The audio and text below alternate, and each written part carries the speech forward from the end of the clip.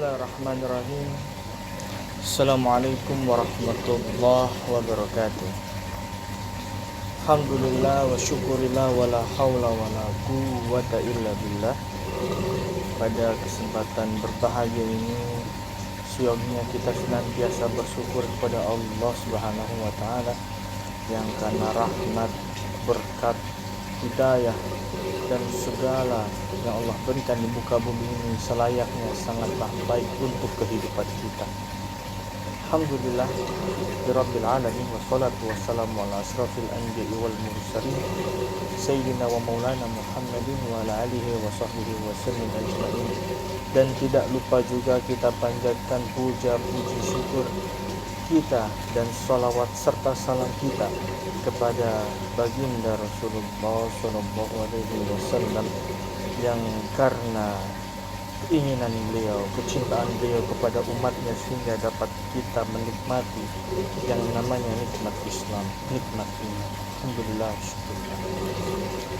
Pada kesempatan berbahagia ini, izinkanlah saya, seorang manusia yang sedang mencari apa arti daripada kehidupannya, apa arti daripada perjalanannya, apa arti dari segala perbuatan yang ada di dunia. Apakah ini adalah kehendak Tuhan? Apakah ini adalah rencana Tuhan? Ataukah ini hanyalah iringan daripada perjalanan dan sekian risalah yang sudah ditakdirkan oleh zat yang kita tidak pernah tahu wujudnya, yang kita tidak pernah tahu keagungannya, yang kita tidak pernah tahu kemahabesarannya selain dengan bukti-bukti dan tanda-tanda kebesarannya, yaitu dengan terciptanya sebuah gunung, terciptanya sebuah lautan, kehidupan dari sebuah pohon, kehidupan dari sebuah tanaman, dan kehidupan dari sebuah manusia, seorang manusia. Dan sangat luar biasa sekali jika kita berkata mengenai manusia, bahwasanya manusia adalah entitas yang sangat sempurna yang Tuhan berikan atas kehadirat dan manifestasinya yang ada dalam akal dan budi kita. Hadirin yang dirahmati oleh Allah Subhanahu wa taala, jika kita berkata mengenai budi, jika kita berkata mengenai akal, pasti yang terbenak di antara kita adalah bagaimana cara kita berpikir secara maksimal, bagaimana cara kita berpikir secara luas dan koheren, dan bagaimana cara kita bisa mempergunakan akal kita untuk menggunakannya dalam aktivitas dan dalam kehidupan kita. Jika kita berbicara antara budi dengan akal, maka budi yang selalu kita tekankan dalam moralitas keseharian kita, budi yang selalu kita ajarkan, budi yang selalu kita berikan kepada anak-anak kita, kepada kawan-kawan kita, dan kepada lingkungan masyarakat kita. Orang yang berbudi, orang yang bermoral adalah orang yang bisa diterima masyarakat. Namun hadirin sekalian, sekarang perubahan zaman sangatlah pekat, perubahan zaman sangatlah cepat, sehingga yang namanya budi yang awalnya kita lihat sebagai suatu kebaikan, sebagai suatu hal yang lazim di masyarakat ini sudah dikesampingkan. Kita tidak bisa menyalahkan generasi-generasi muda sekarang apabila mereka tidak terlalu menggunakan budi mereka. Karena apa? Karena budi dilahirkan dari lingkungan mereka. Jadi apabila lingkungannya buruk, maka buruklah budinya. Apabila pendidikannya buruk, maka buruklah budinya. Jadi jangan pernah salahkan anak muda sekarang yang perilakunya buruk, tapi kita salahkan kepada diri kita sebagai lingkungan masyarakat, sebagai lingkungan pendidikan, sebagai suatu instansi, sebagai suatu penggerak, sebagai suatu motor dalam sistem kehidupan kita. Apakah kita sudah mengajarkan kebaikan? Apakah kita sudah mengajarkan hal-hal positif kepada anak-anak muda kita, kepada remaja kita? Itu yang harus ditekankan. Introspeksi diri, jangan mudah menyalahkan bahwasanya orang itu salah, orang itu tidak berbudi, orang itu tidak beradab dan beretika. Tapi salahkanlah diri sendiri. Apakah kita sudah mampu membantu anak itu? Apakah kita sudah mampu mendidik anak itu untuk apa? Untuk berbudi luhur, untuk memiliki etika dan adab yang baik.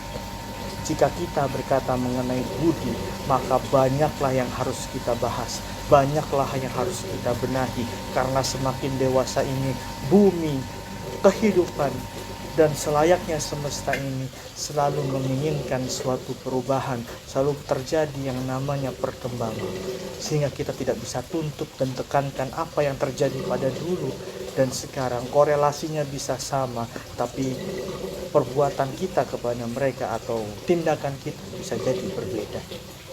Hadirin sekalian, yang membedakan manusia dengan hewan, dengan binatang, pada dasarnya adalah akal. Jikalau budi manusia dan hewan masih ada korelasi, masih ada kesamaan. Contohnya adalah tidak mungkin seorang induk kucing akan memakan anak kucing tanpa didasari budi. Tapi jika kucing tersebut atau hewan-hewan tersebut tidak memiliki budi, maka anaknya pun akan dimakan. Dan itulah yang terjadi. Sebetulnya naluri hewaniah itu ada sedikit budi dalam diri. Berbeda dengan manusia, manusia sudah diberikan budi dan manusia pun diberikan akal. Apa yang membedakan manusia dengan hewan dan dengan makhluk-makhluk lainnya adalah daripada akal. Budi, hewan bisa memiliki budi. Hewan masih bisa memiliki adab, hewan masih memiliki etika. Jika apa? Jika dilatih. Dan begitu pun manusia. Jika ada yang budinya salah, maka patut dipertanyakan apakah pelatihannya sudah benar apa tidak, instansi pendidikannya sudah benar apa tidak, lingkungan keluarga sudah tepat apa tidak. Itu yang harus dipertanyakan. Dan jika kita bertanya mengenai akal, akal ini adalah manifestasi daripada Tuhan. Tuhan berikan manusia berbeda dengan makhluk lainnya akibat apa? Akibat akal yang Tuhan berikan. Akal ini seyoginya kita kembangkan, akal ini seyoginya kita berikan masukan-masukan ilmu, masukan-masukan wawasan. Tidak harus dengan menggunakan sistem yang formal. Karena apa? Kita tidak bisa dituntut menggunakan suatu sistem yang formal sebagai suatu kesatuan untuk mendapatkan nutrisi akal, untuk mendapatkan nutrisi daripada pikiran. Carilah sebanyak-banyak mungkin yang kau bisa berikan kepada akalmu selayaknya kau sebagai manusia. Sejatinya manusia adalah mereka yang menggunakan akal. Sejatinya manusia adalah mereka yang mampu mengembangkan akalnya sebagai bentuk daripada kehidupan mereka. Tanpa akal kalian tidak bisa hidup. Teringat sebuah kisah dalam sebuah film fiksi ilmiah di barat, bahwasannya ada seorang wanita yang dia selalu mengulang-ulang ingatannya sepanjang hidupnya. Itu setelah dia tidur kemudian dia bangun. Ingatan terakhir yang dia ingat adalah ketika dia berumur 20 tahun. Maka itu adalah kenangan terakhirnya. Ketika hari ini dia mengingat peristiwa hari ini, ketika dia tertidur maka besok akan lupa. Dan yang dia ingat adalah kenangan 20 tahun, siapa dia, apakah dia sudah menikah dan lain sebagainya. Wanita ini hidup dengan pikiran yang selalu terlupakan, dengan kenangan hari yang selalu terlupakan, dengan pengalaman-pengalaman hari itu yang selalu terlupakan. Sehingga dia kembali lagi pada saat dia umur 20 tahun.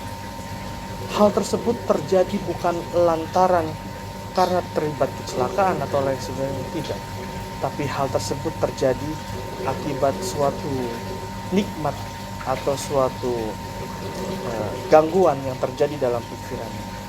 Itu fiksi ilmiah yang diciptakan di Amerika.